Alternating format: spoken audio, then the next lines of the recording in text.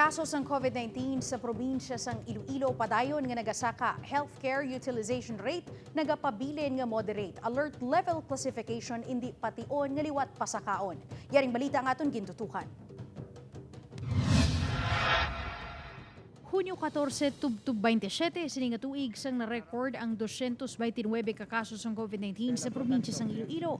Apang sumugod Hunyo 28, tubtub Hulyo 11, nagsaka ini sa 110%.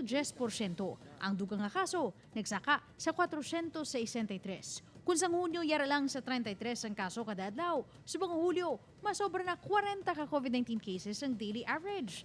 Apang sa healthcare utilization rate, 43.91%. Ukon moderate risk gid lang ang probinsya. Butang hindi pa kuno tion magpasaka sang alert level status suno sa Kapitolyo. Ang aton nga alert level, classification level 1 because ang aton nga vaccination mataas.